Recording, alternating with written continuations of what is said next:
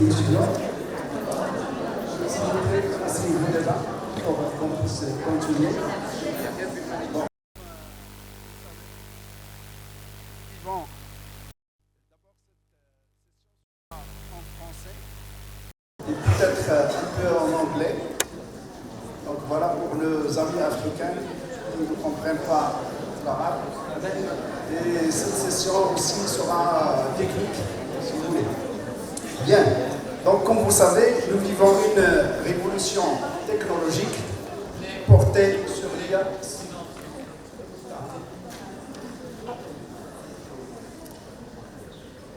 Bon. Donc comme vous savez, nous vivons une révolution technologique portée sur l'intelligence artificielle avec des impacts majeurs sur la cybersécurité, la santé et les villes intelligentes. Bon, dans ce cadre-là, j'ai le grand plaisir de modérer cette 4e session parallèle de notre congrès et qui est consacrée à un thème particulièrement stratégique. Donc l'intitulé du thème, c'est l'intelligence artificielle, les résolutions technologiques, cybersécurité, santé et ville intelligente à l'ère post-moderne. Bon, cette thématique, comme vous savez très bien, il s'inscrit au cœur des transformations actuelles, où il y a redéfini profondément nos systèmes, sécurité, santé, infrastructures urbaines, transport et beaucoup d'autres choses, avec à la fois des opportunités majeures et des défis critiques. Pour éclaircir ces points, j'ai le grand plaisir d'avoir aujourd'hui avec nous dans ce panel-là des experts qui vont vous expliquer sur ces choses-là.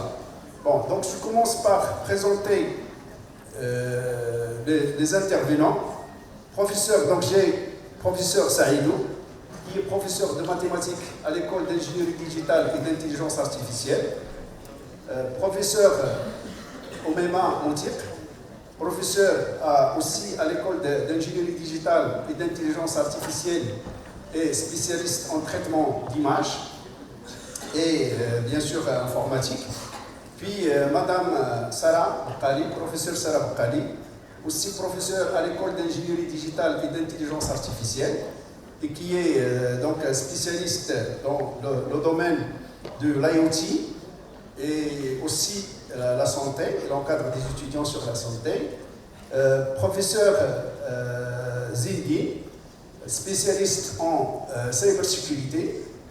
Professeur Taha Aïtchakoust, donc professeur qui est expert en cybersécurité, et professeur Xavier, qui est professeur aussi dans le domaine, pour ne pas faire de bêtises, je vais voir exactement, donc professeur de stratégie, département stratégie, globalisation des sociétés université de Lausanne, et nous aurons avec nous le professeur Marfakh qui est dans notre panel et qui va nous rejoindre tout de suite.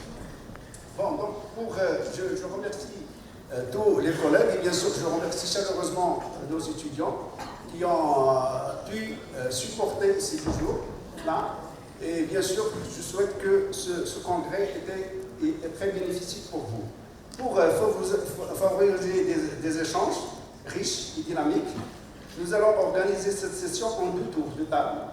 Donc un premier tour auquel chaque intervenant va répondre à une question en 5 minutes, et puis un deuxième tour de table,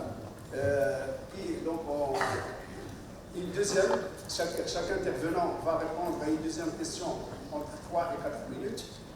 Et après, s'il nous reste du temps, puisqu'on doit terminer à 14h, à midi 15 pour rejoindre l'Agora pour la session de clôture.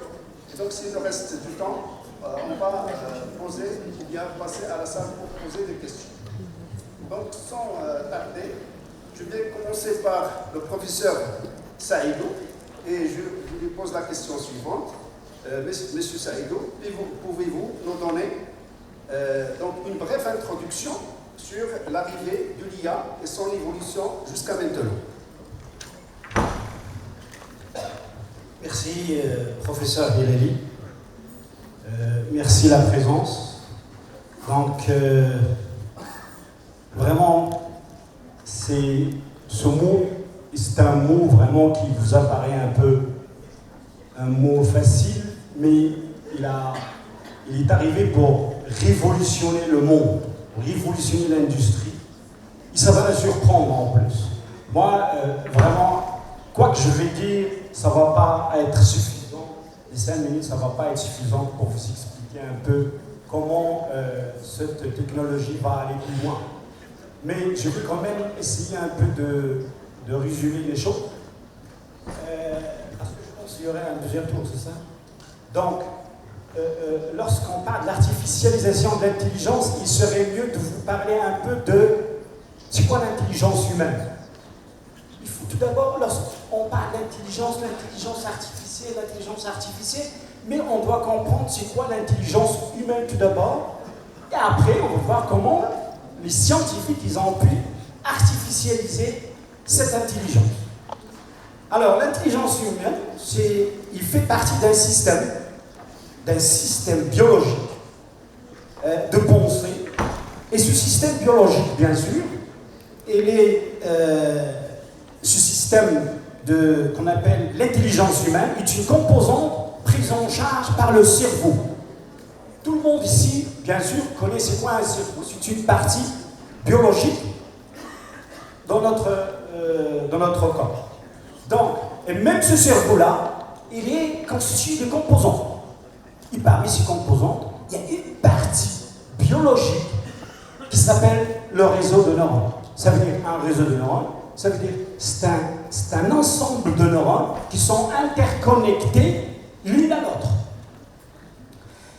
Et bien sûr, les scientifiques et les neuroscientifiques, depuis 1930, et même avant, se sont penchés bien sûr pour voir c'est quoi qui se passe au niveau de ce réseau de neurones, pour voir comment l'homme arrive à prédire, arrive à traiter une information.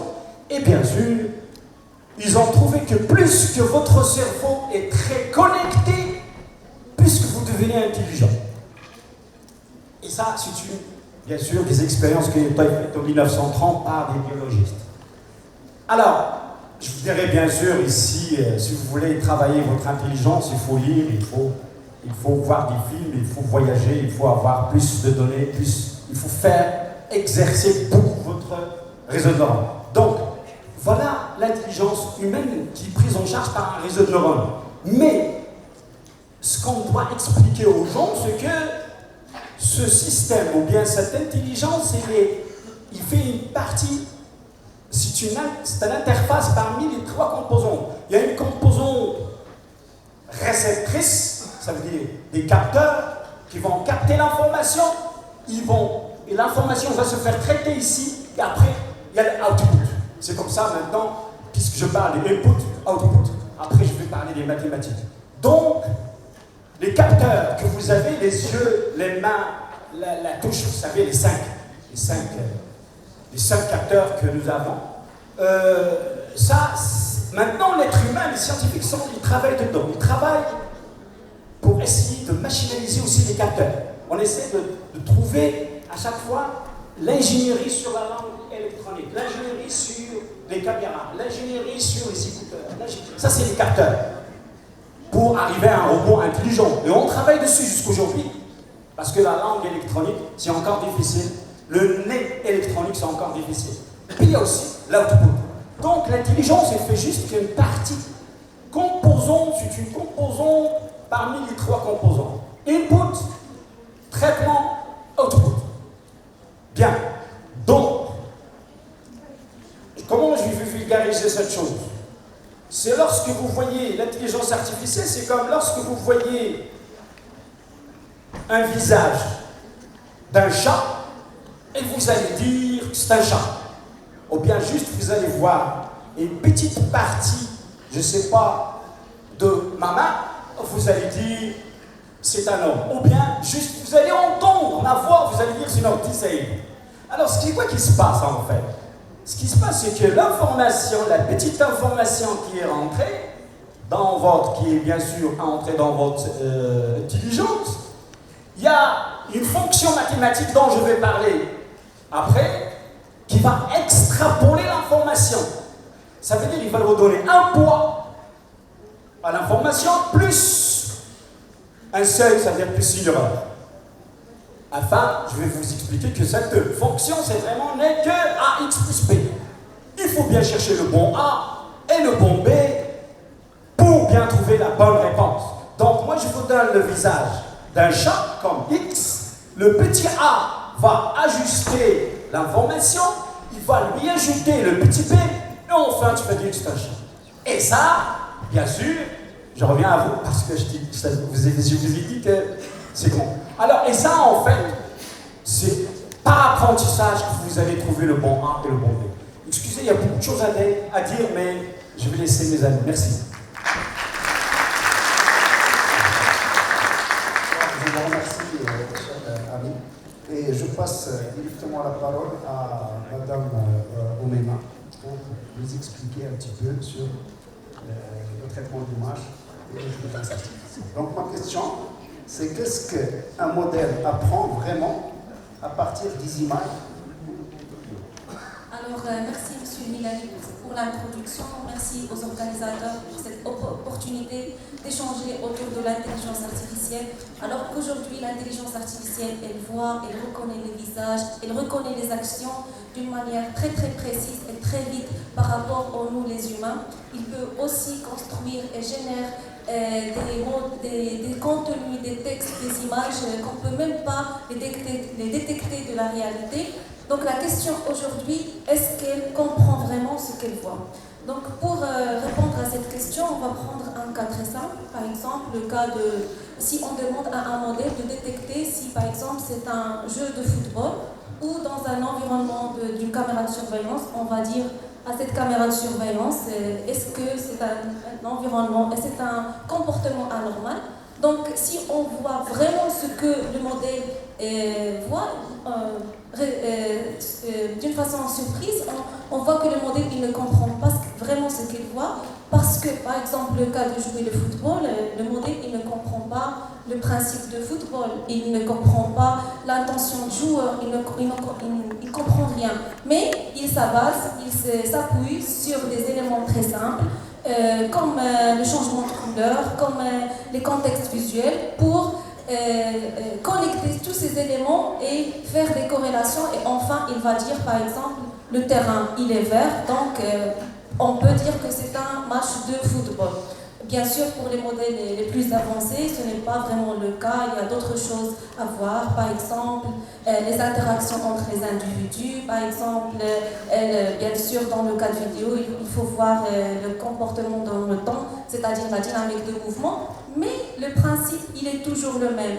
Il faut juste voir, il faut prendre ces pixels, donc à partir de ces pixels, le modèle il construit tous ces éléments très importants. Et ces éléments, ils s'appellent les représentations.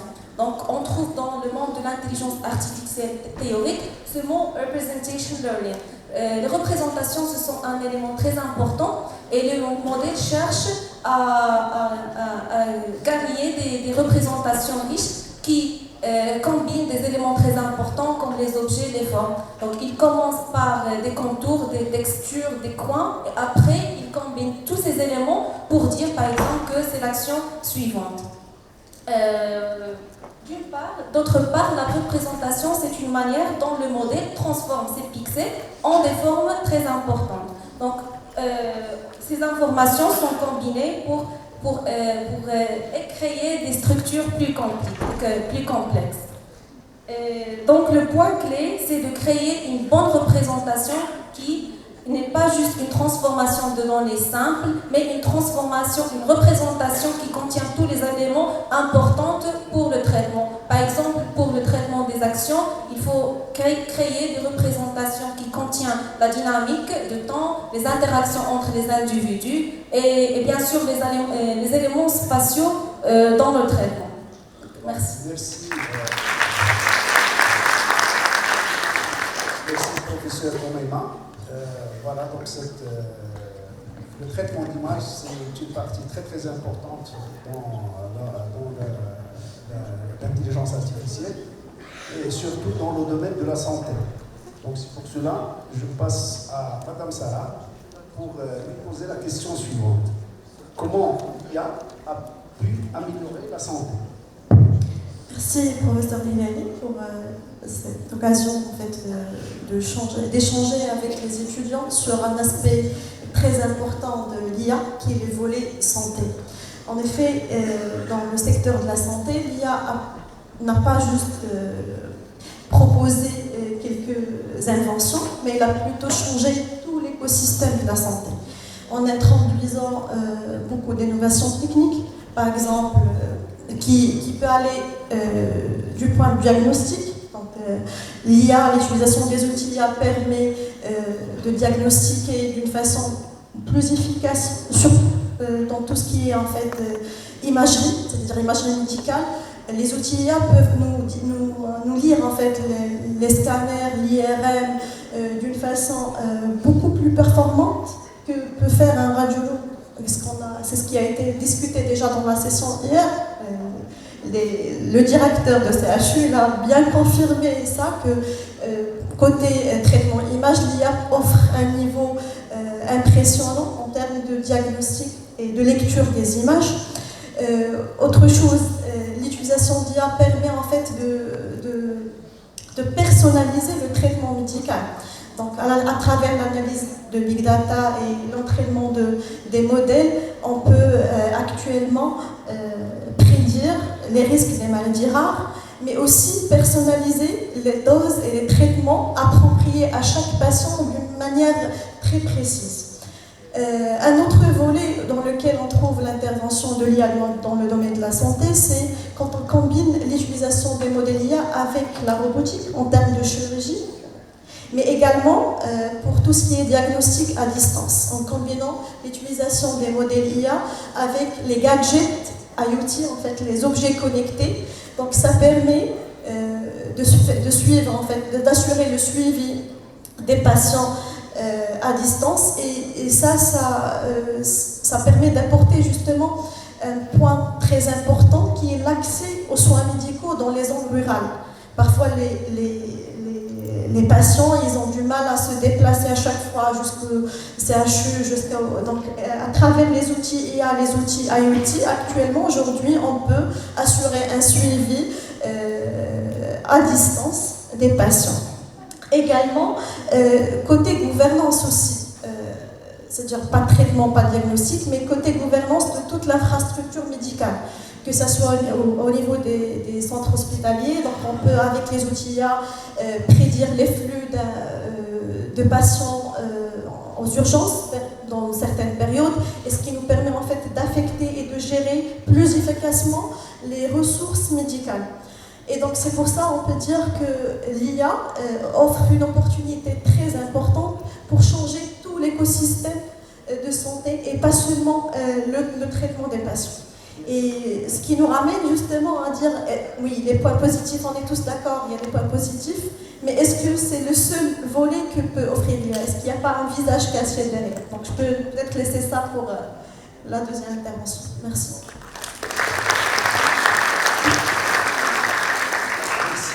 Professeur Sarah, juste pour confirmer ce qu'il a dit, professeur Sarah, vous avez entendu sans doute qu'un robot a fait une opération,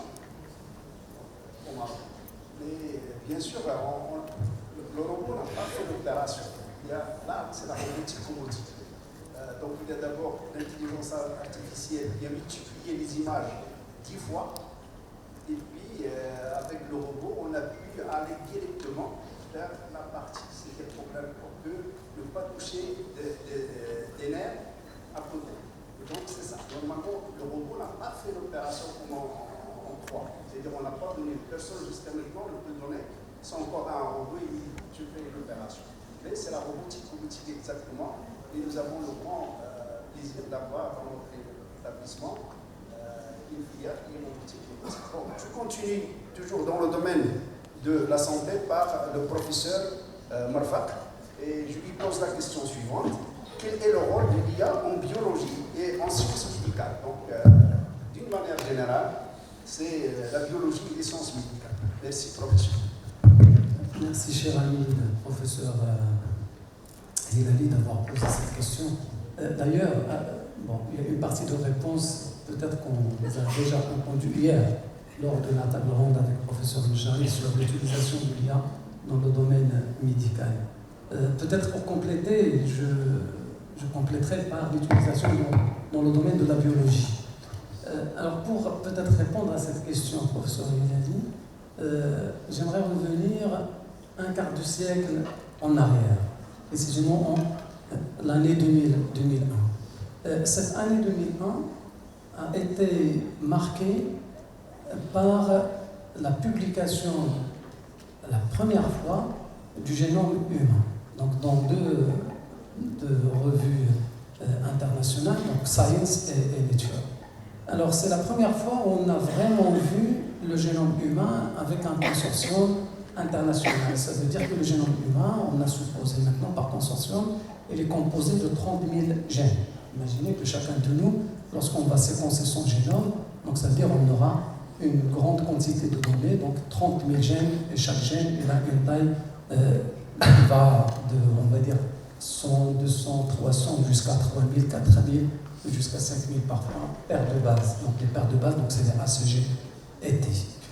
Alors pourquoi je reviens à cette année? Parce qu'une fois le génome humain a été publié, donc il a permis le développement de plusieurs technologies par la suite, et aussi il a permis de faire vivre à nouveau certaines disciplines qui dormaient à un moment donné, pendant des années. Et je parlais de la discipline de la bioinformatique et aussi de la discipline des statistiques, parce qu'à une époque, les statistiques, ils étaient là, les méthodes étaient là, mais ils ne trouvaient pas les applications. Et après la publication de ce génome humain, donc, il y a des sociétés qui se sont développées par la suite pour développer des technologies. Et comme les technologies qui ont été développées premièrement, donc c'est les technologies de transcriptome.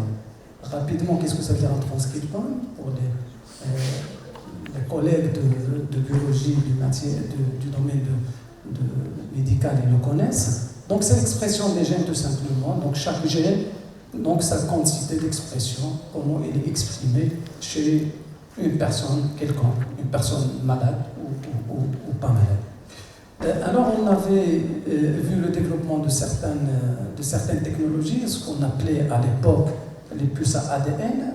Donc imaginez sur une puce, un carré de 1,4 cm sur 1,4 cm, on a spoté, on a fixé des millions et des millions de fragments de gènes.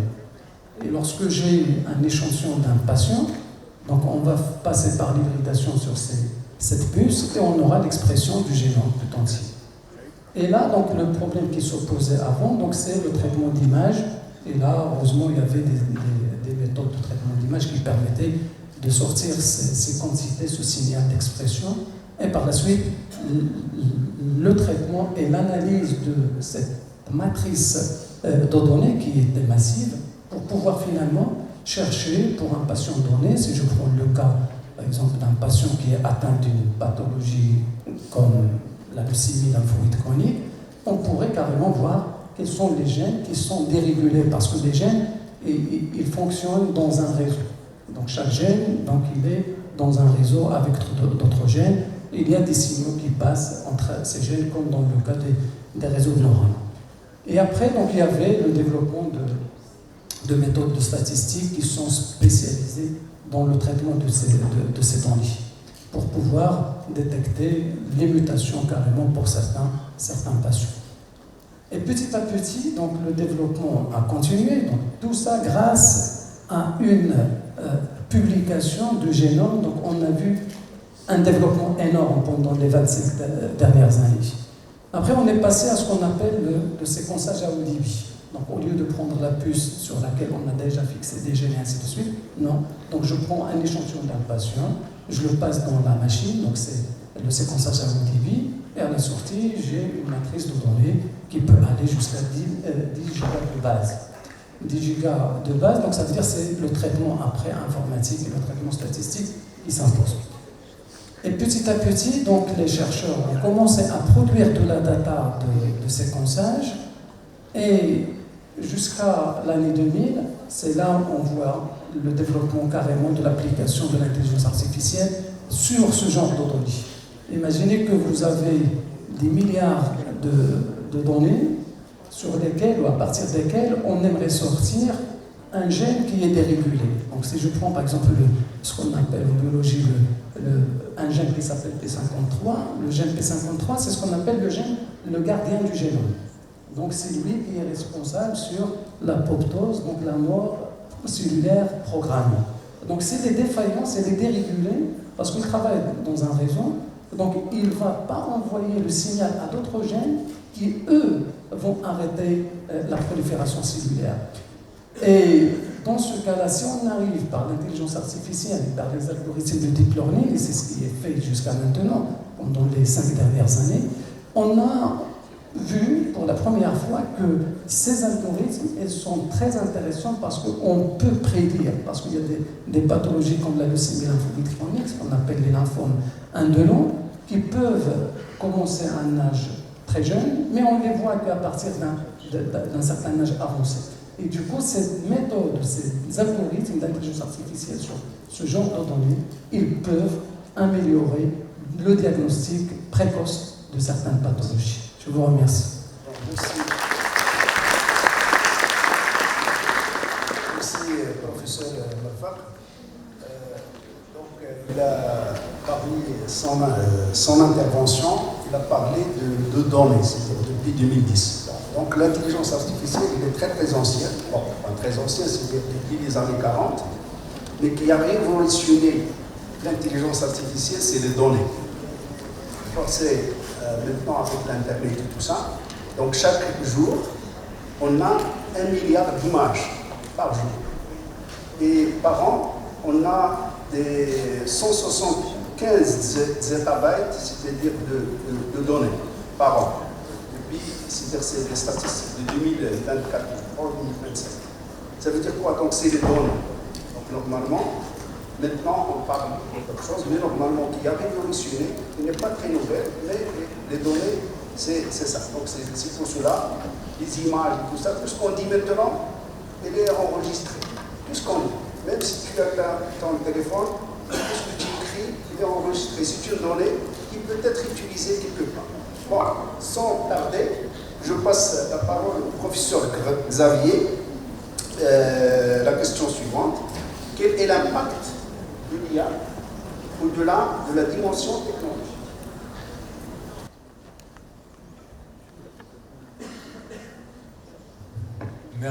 Merci beaucoup, monsieur le modérateur, professeur Elilali. Je suis très ravi d'être parmi vous et honoré d'être dans un panel avec que des collègues marocains de Remède. Donc je me sens particulièrement honoré et je vous remercie à l'organisation, professeur Azouzi, pour m'inclure dans cette conférence et dans ce panel un peu tardivement. Donc je suis professeur de stratégie à l'université de Lausanne, en Suisse. Je ne suis pas spécialiste de l'IA, comme des collègues qui travaillent comme dans la cybersécurité et l'intelligence artificielle dans des écoles, dans des départements de sciences et technologies. Moi, je suis à HEC, Haute Études Commerciales à Lausanne. Mais ça fait 6 ans que je réfléchis sur ce sujet de l'IA et son impact dans le management. Alors, dans ma première intervention, je vais me référer, donc répondre à cette question, puisque c'est le sujet dont j'ai réfléchi pendant ces 5-6 dernières années et que je suis en train d'essayer de matérialiser dans un essai que j'espère que je publierai et vous pourrez lire parce que là, ça va être une pilule très courte. Et je voudrais aussi remercier à tous les étudiants et étudiantes par votre résilience et patience pour être ces 2 jours ici à nous écouter. Alors, dans mon essai que je vous ai dit que je suis en train de décrire, je reviens à un ingénieur des États-Unis, et je dis des États-Unis, pas de l'Amérique, parce que l'Amérique c'est un continent très grand, beaucoup plus grand que les États-Unis, n'est-ce pas, qui s'appelait Frederick Taylor. Quelqu'un a entendu parler de Taylor? Quelqu'un? Frederick Winslow Taylor. Non?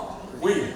Très bien, au moins une personne. Bon, alors, Taylor a écrit un petit ouvrage en 1911. C'est-à-dire, ça fait plus de 100 ans, 115 ans. Est-ce que vous avez parlé de Taylor? Taylor, oui. Super, Taylor. Qui a écrit Principles. Oui? Taylor, développement de Taylor et tout ça. Non, c'est Principles of Scientific Management. Principles of Scientific Management. Alors, ce que je voulais dire, c'est que, à mon avis, les large language models, parce que l'IA c'est beaucoup plus vaste que, comme vous l'avez dit, il y a machine learning, donc c'est beaucoup plus vaste que les large language models. Les LLM, ils sont, à mon avis, un outil que j'imagine que personne d'entre vous est contre, parce que vous l'utilisez pour beaucoup de choses. Un outil qui permet une gestion scientifique, comme Taylor en a parlé, exponentielle et augmentée. Qu'est-ce que c'est la gestion scientifique? C'est d'essayer de comprendre scientifiquement qu'est-ce qu'une organisation fait. C'est-à-dire, obtenir des données, il faut premièrement générer les données, qu'elles soient de bonne qualité, ça c'est pas évident, et on en sait beaucoup en large language models sur les biais, et donc l'IA, enfin le machine learning. Donc des données qui soient crédibles, qu'on puisse leur faire confiance. Et après, c'est l'analyse scientifique de ces données. Pourquoi? Pour trouver des régularités qui puissent expliquer comment on arrive au résultat supérieur qu'on souhaite, avec l'objectif qu'on aurait. Ça, c'est pas forcément que la profitabilité, ça peut être la santé, ça peut être la sécurité, n'importe quel objectif. Et ça, c'est la gestion scientifique. Et à mon avis, l'IA, les LLM, peuvent être utiles, très utiles, pour ceci. Mais à une condition. Et la condition, à mon avis, c'est que vous et nous, parce que moi aussi je dois être formé, et c'est de façon continuelle, qu'on soit formé et on utilise la méthode scientifique. Parce que si vous utilisez les LLM, le ChatGPT, Claude, etc., sans connaître comment fonctionne la méthode scientifique, vous allez vous planter. Donc c'est très important que dans des programmes qu'on appelle Bachelor of Science and Master of Science, ça soit de la science. C'est-à-dire qu'on apprenne, on vous enseigne la méthode scientifique. Merci.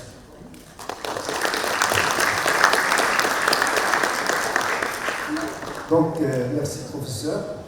Comme vous savez, le plus grand problème actuel, c'est la sécurité physique et la sécurité de l'information.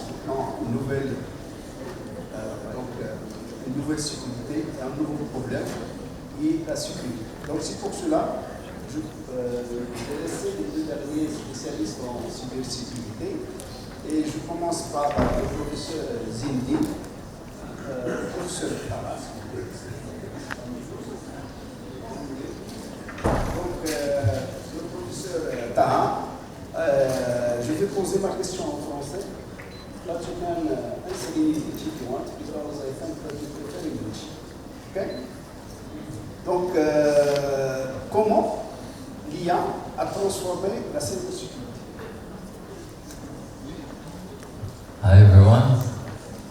Thank you very much for being part of this specific conference, which had very okay. So thank you very much for being part of this conference. Okay, so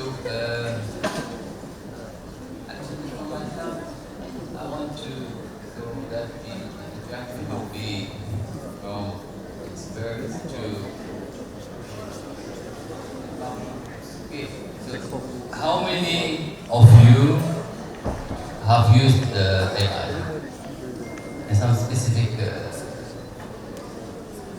purpose?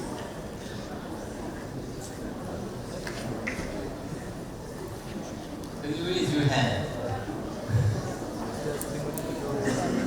Where was last? So, very good question actually, Mr. Hilali. So, with respect to the application of AI in cybersecurity. So, normally, if you let's inspect into the literature, that's what you're gonna find. You're gonna find that we have some kind of specific predefined rules, signatures that are used to detect specific attempts. Okay? So this is what we call detection engineering. Okay? So we have some kind of database which contains a lot of signatures. We define some rules, and we, for example, if there is some specific attack that is coming from network or endpoint, we can, for example, say that it's attack. How we do this? It's by comparing its signature. Okay. So how can, for example, AI work in this specific area? So AI actually has done a quantum leap in the area of cybersecurity. So here, for example, we can, for example, say that instead of detecting a specific attack with its signature, we can detect a specific behavior. Okay. In the literature, for example, you can have, for example, lots of signatures that are filled in databases. Okay, but we can have two kinds of attacks that have the same behavior. Okay, but one is stored in the database, and the other is not stored. Okay, but when the attack is coming, for example, you detect one and you cannot detect the other. But when you are creating the thing as the behavior, you can, for example, detect the thing. So normally, AI is actually here with that specific thing. How? We can, for example, train a model, for example, for example, accept only the normal behavior. Okay? And after that, after establishing the profile, which is the normal behavior, you can detect the attack. Instead of detecting just one specific attack, one after the other, you can detect the behavior out of it. Okay, so how we do that technically is that, for example, we train a model, for example, with the normal behavior, which is, for example, the user activity, other things. Okay, and after that, for example, if there is any deviation from this normal behavior, we can say that it is an attack. Instead of treating each attack with its signature or its predefined. This is the first thing. Another thing is that, for example, for SOC. Is anyone here know what SOC means? SOC. Security Operations and what? Security Operations Center. So this is a team which is responsible. They are responsible of security things. Okay, they monitor, analyze any aspect of security things. And for example, if there is any security, for example, breaches, they can, for example, take action to for example, make the necessary action to form not, for example, action. So here, if we talk about, for example, thought, there are lots of alerts that come from the different sectors. We are talking about cloud, about distribution systems. Okay, we gather a lot of information from these systems, and of course, if there is any problem with the system, we should, for example, ask accordingly. Okay?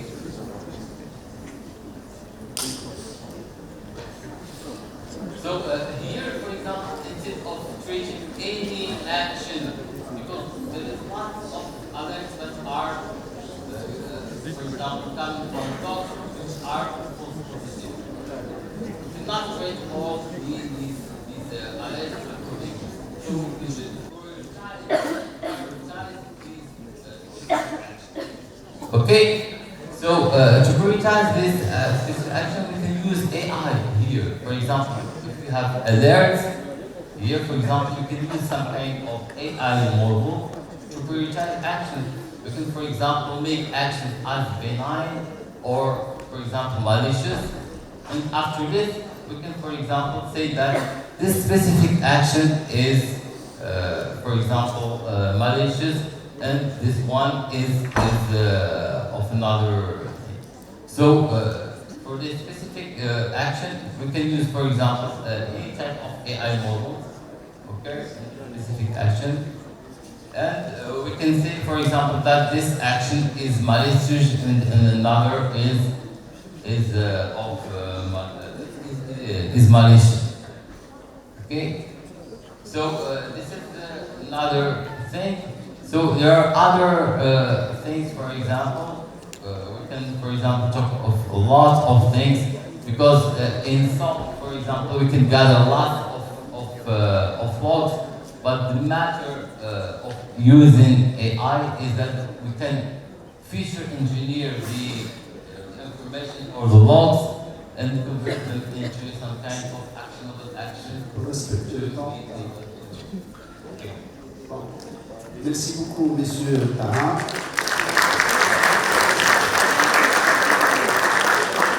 Bon, je sais que le professeur Taha a beaucoup de choses à dire, surtout dans le domaine de la sécurité, mais nous avons le temps limité, donc je m'excuse de vous avoir arrêté. Et je passe la parole à M. Ziki. Je vous demande de bien respecter aussi le temps. Et vous pouvez aussi, you can answer in English if you want. Ma question est la suivante.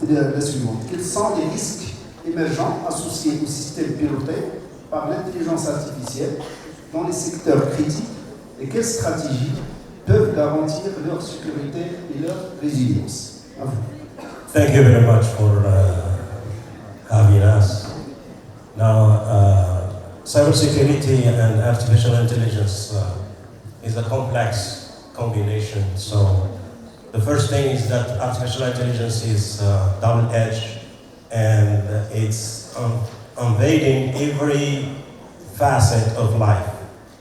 So healthcare, smart homes, and cybersecurity, and all kinds of systems, and even industrial control systems, ICS. Now, the first edge is the positive side, which is basically you can actually detect, you can identify diseases, you can identify, process all kind of data, which is very important, as Professor Hilali said. Data is one of the source of the decision, if you like. But data has to be filtered, and it has to be designed in a way that should be some trust with it. So, but the second edge is that artificial intelligence creates a dynamic that is basically very, very risky, which is basically widen the surface of vulnerabilities that attackers can use to get your systems. Now, as Professor said about réseaux neural networks. And neural networks is basically the accuracy is the active function, and plus the data is the most important piece of that. Garbage in, garbage out.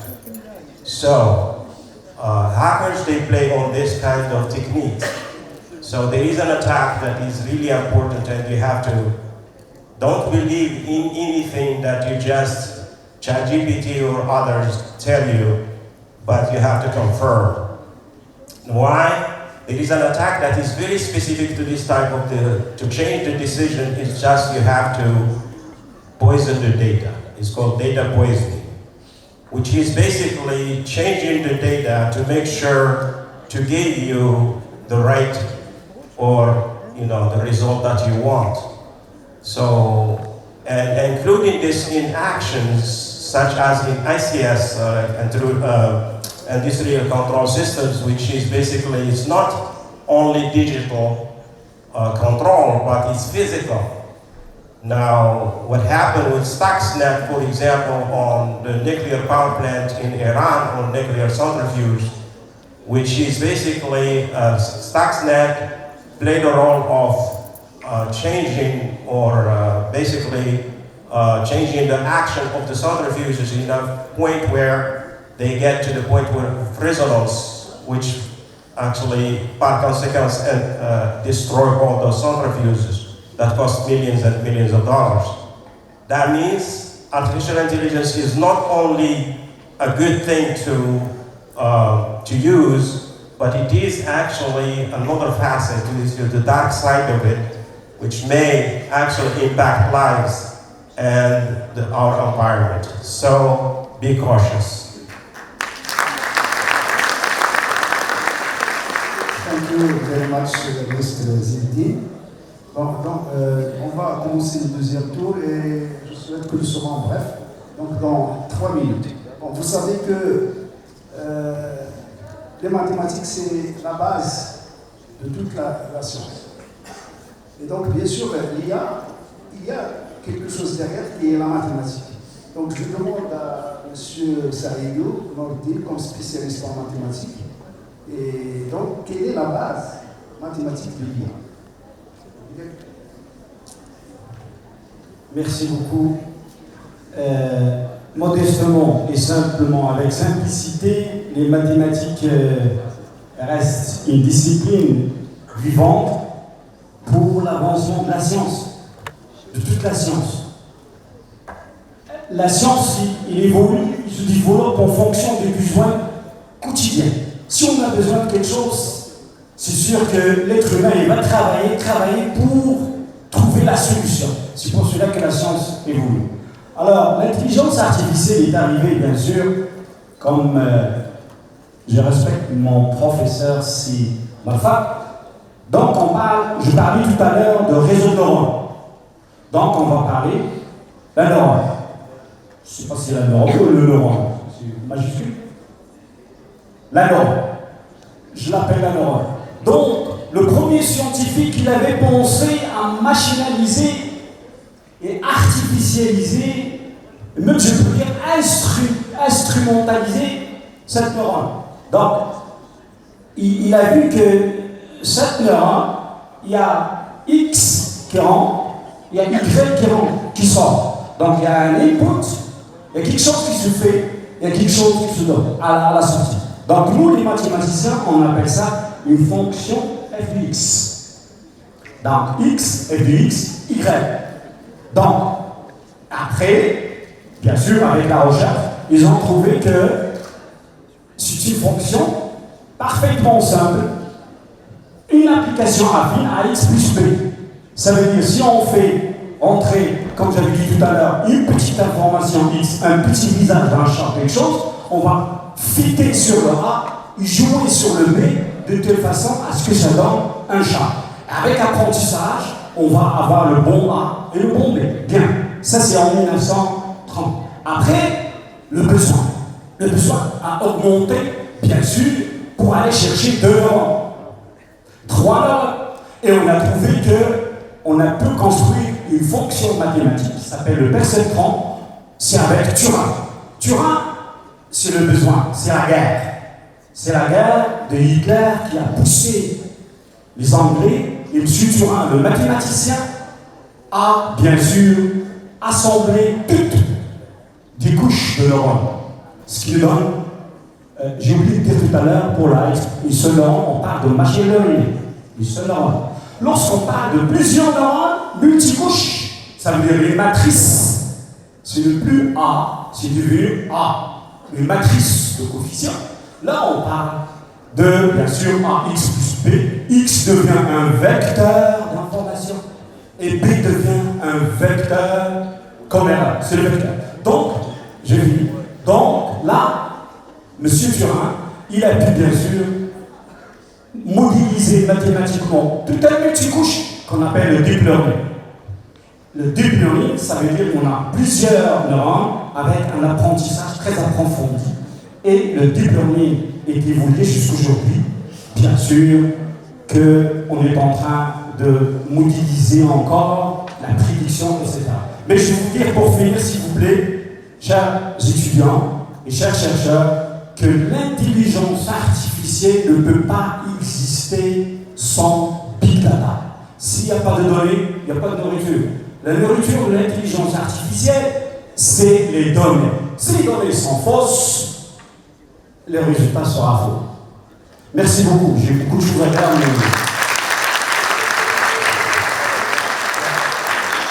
Bon, merci beaucoup, M. Saïdou. D'abord, vous avez vu que nos professeurs, ils ont beaucoup de choses à dire. Donc, pourquoi pas faire une session où on aura le professeur. Donc, un congrès. Et il y aura tous les professeurs. Merci.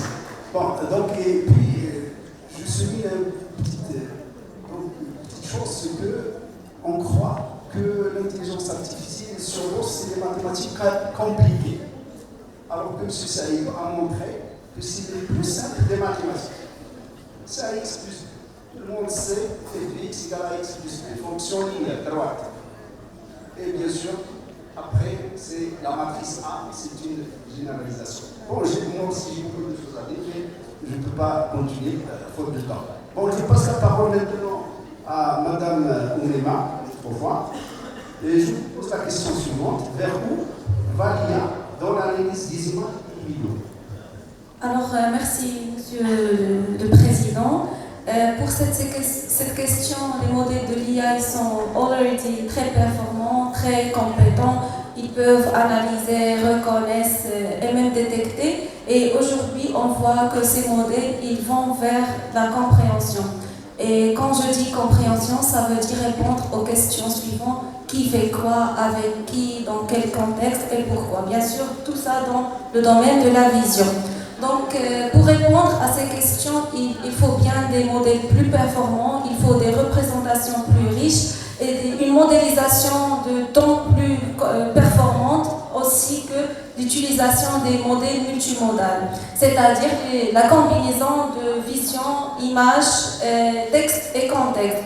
Un exemple, par exemple, si on donne à un modèle une personne qui court, donc son texte, le modèle, il va répondre à une personne qui court parce qu'il s'appuie simplement sur le pixel. Mais si on ajoute un contexte, par exemple, cette personne, elle court pour échapper à un danger ou il court pour faire le sport, dans ce cas, on va aider le modèle à bien comprendre le contexte de cette action. Donc voilà, le futur, il est là, il va vers la robustesse, la généralisation et non plus dépendre aux données d'apprentissage.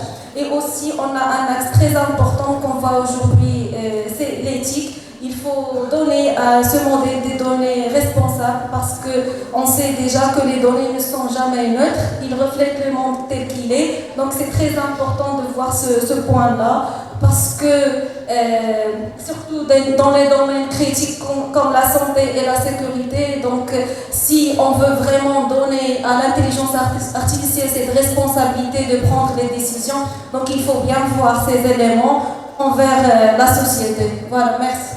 Merci.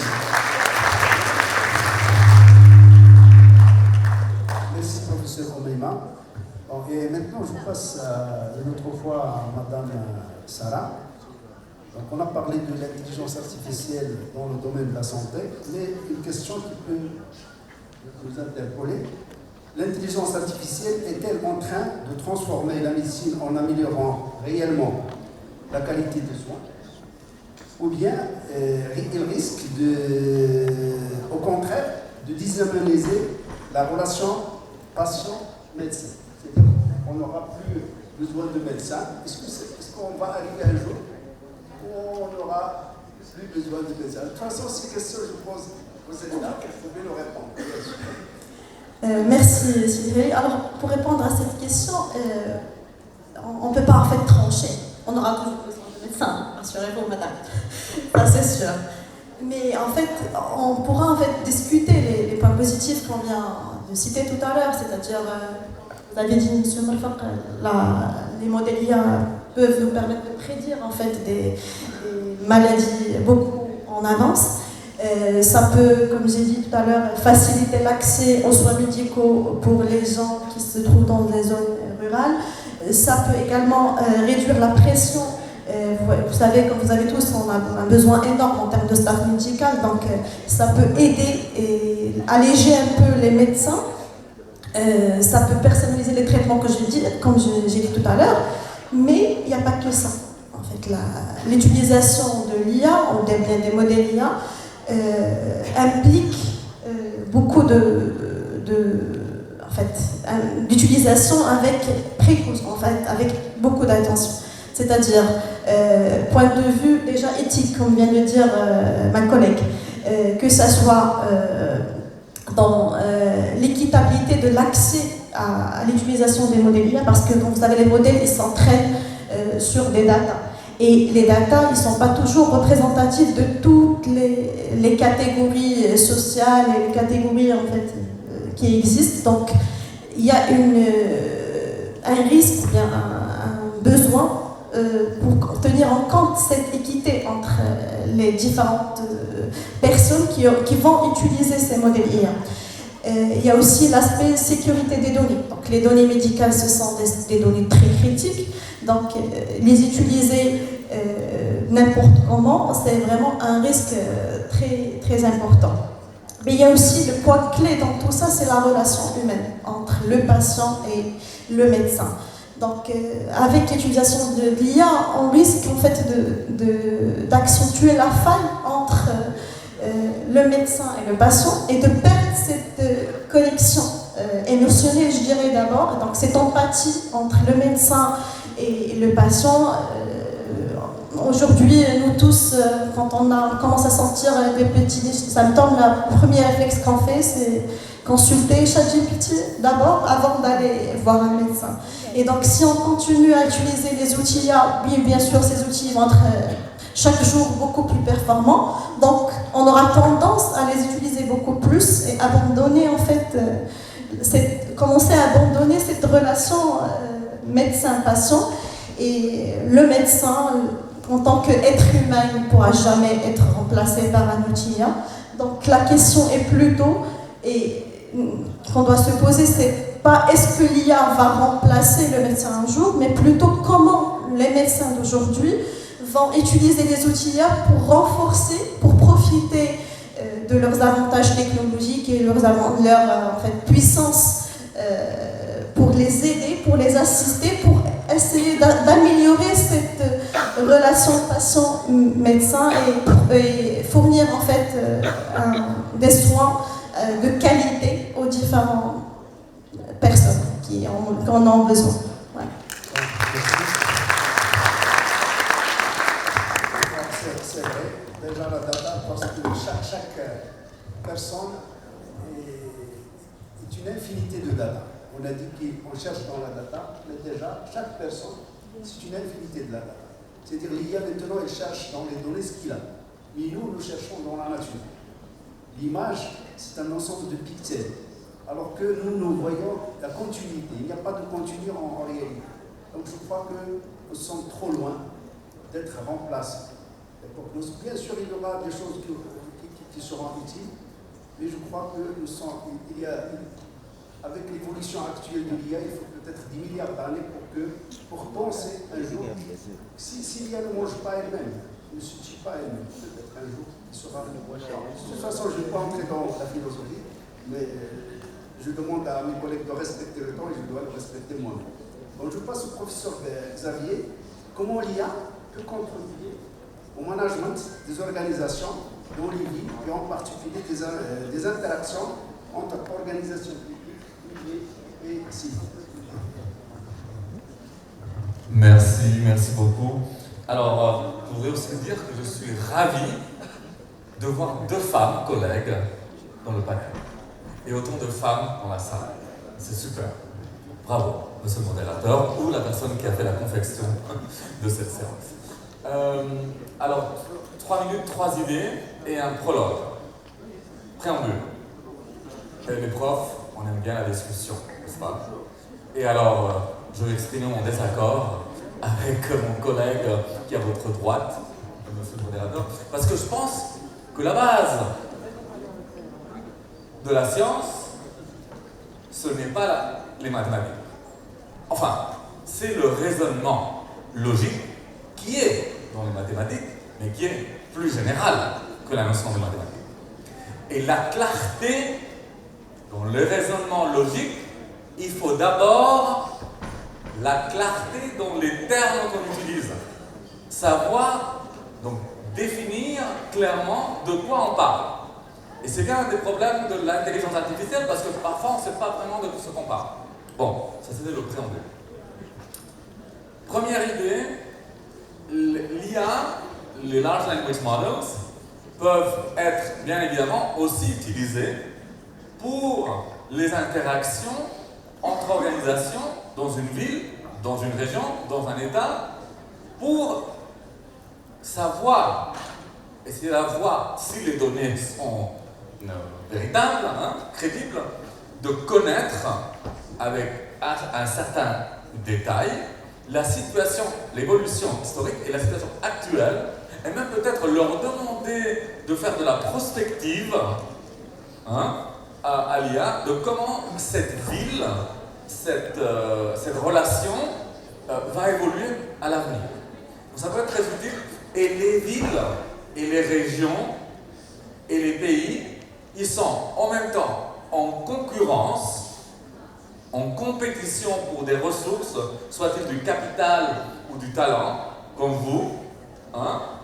Vous allez être attirés par des endroits, des territoires, pas seulement pour des opportunités de professionnels, mais aussi des opportunités personnelles. Donc, l'IA peut être utile pour mieux cerner ces relations de coopération et de concurrence, qu'en fait, dans la littérature, on appelle, quand elles sont mélangées, on les appelle la coopétition. C'est le mélange de la compétition, de la concurrence et de la coopération. Première idée. Deuxième idée, c'est que, à mon avis, et j'ai des collègues aux États-Unis qui sont contre cette idée, à mon avis, il faudrait réguler que quand on va interagir avec l'IA, on sache que c'est l'IA. On sache que ce n'est pas un être humain. Ça me semble fondamental. Deuxième idée. Et troisième idée, qui est un peu au-delà de la question, pour finir, comme maintenant, vous et nous, enfin presque tout le monde, utilise les Large Language Models, et il y a beaucoup de problèmes, comme ça a été dit. On parle d'hallucination, mais moi je ne sais pas pourquoi on dit hallucination, parce que c'est des erreurs. Mais on a une tendance à traiter, comme le disait la collègue qui est intervenue avant de Trento, dans la plénière, on a la tendance à traiter les algorithmes comme des êtres humains. Et on parle de la collaboration IA-être humain. Mais non! L'IA, pour l'instant, n'a pas volonté propre. Alors, Agentic AI, peut-être, ça sera un autre truc. Et moi, j'ai peur un peu par rapport à l'Agentic AI. Donc, comme on voit que l'IA est utilisée pour beaucoup de choses, et beaucoup de choses qui ne sont pas forcément très, très humaines, ça a été mentionné par son Excellence Joaquin Borrell et d'autres, Josep Borrell, pardon. Je pense que c'est nécessaire que je propose qu'au début de chaque programme de bachelor et chaque programme de master et chaque programme de doctorat, dans toute université au monde, c'est-à-dire au monde civilisé, on lise et on discute la déclaration des Nations Unies sur les droits des enfants. Merci.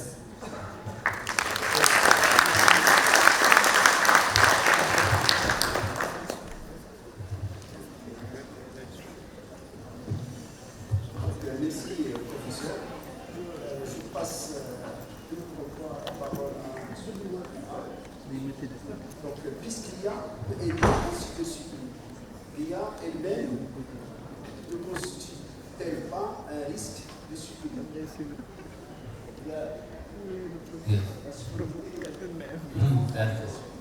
Thank you very much, Mr. Hidari. So we are actually now defending the defender. Okay, the defender is AI, so we should actually defend it. So if we know about this, so normally there are a lot of attacks. For example, if we're with respect to AI. Okay, for example, someone who is training some kind of AI model. Okay, you can, for example, inject some very crafted data, which is malicious. Okay, and this, for example, normally when we're talking about training a model, we are training, for example, with respect to some kind of normal traffic. Okay, some kind of specific hazards can, for example, capture specific data to train the model, which is, for example, we went with malicious data, and that will be taken as being some kind of normal. Okay, so after in inference, it means when the classifier will do decision, which we take it, for example, for some specific data which is malicious. For example, some specific problem, which is what we call data code. Okay. So there is a specific problem. Another kind of problematic in using AI is, for example, some kind of attackers can craft some kind of a little bit, for example, some kind of data which is very related or similar to a normal data, but which is a little bit malicious. Okay, so this is what we call adversarial attack. So this kind of data can, for example, target AI model. You can, for example, get some very okay.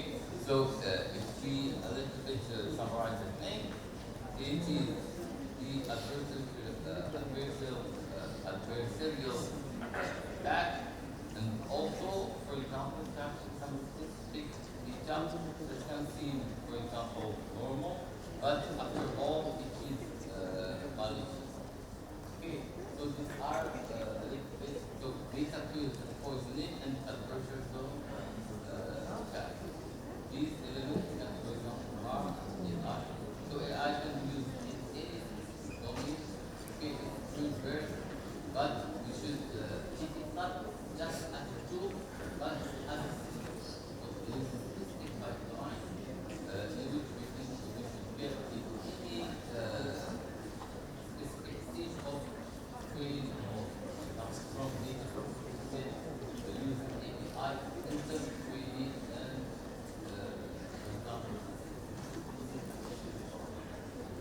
Thank you very much. Thank you very much, Mr. Taha.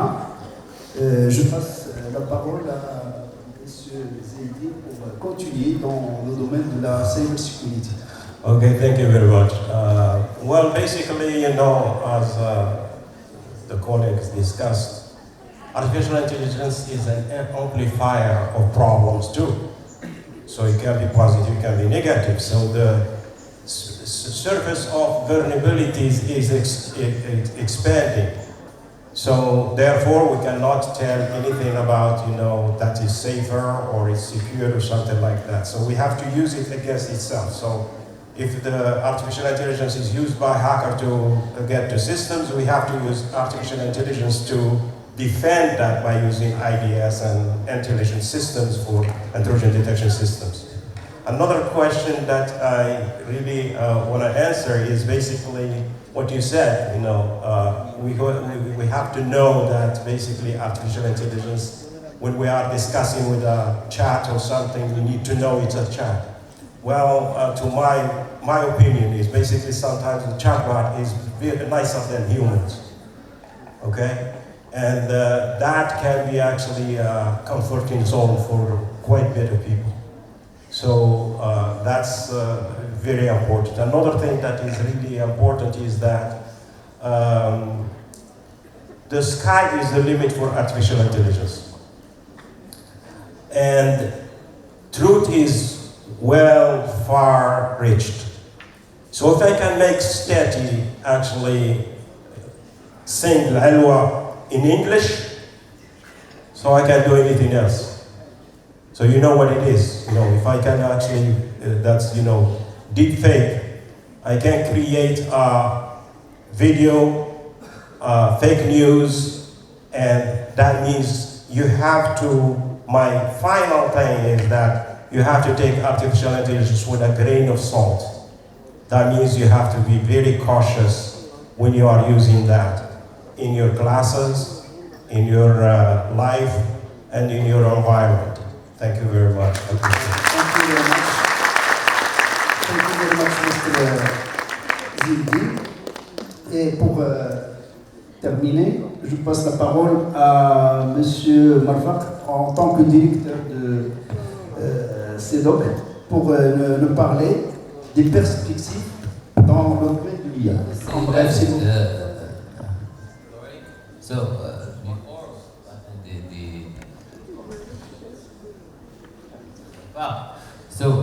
This is of no value if you don't interact. Okay. So I invite you to, for example, answer your questions with respect to any technical aspect of what we have in the okay. Thank you very much. Bon, je passe la parole à Monsieur Marfak. Donc en bref, s'il vous plaît. Merci, professeur. Bon, on pose une question, je dirais à la fois facile et difficile. Facile, pourquoi? Parce que, heureusement, à l'université, on a les experts en intelligence artificielle. Mes collègues à côté, donc les collègues qui sont dans notre panel, et d'autres qui ne sont pas, qui nous écoutent dans cette salle et dans les autres salles aussi. Donc l'expertise, on l'a.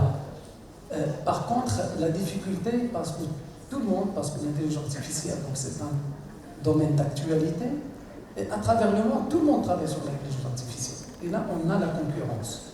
C'est pour ça donc je demanderai gentiment à mes collègues qui sont dans l'intelligence artificielle de s'activer parce que et de rester actifs et attentifs à ce développement qui se développe avec une vitesse énorme. Et on a une équipe d'intelligence artificielle qui travaille sur des applications. Et je demanderai aussi à cette équipe de s'allier avec les autres équipes parce qu'ils en ont besoin, l'équipe de santé publique, l'équipe de médecine, l'équipe de biologie, l'équipe de chimie, pour pouvoir développer davantage des projets de recherche en application de l'intelligence artificielle. Bien, merci.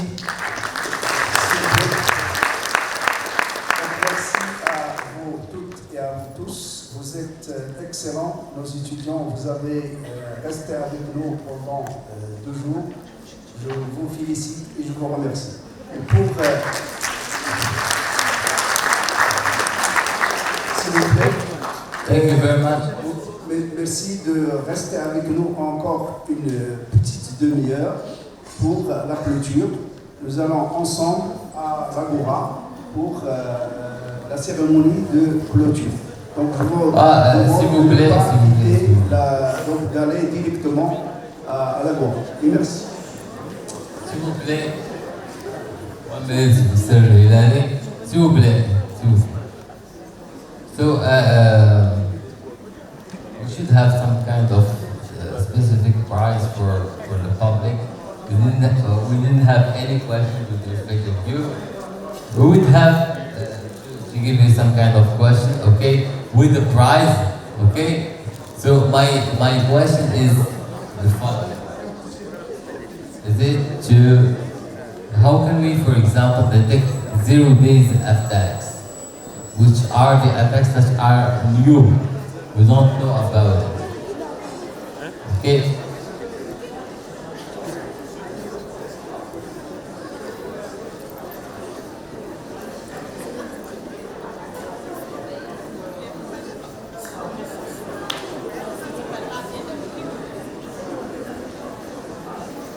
With the respect, with the respect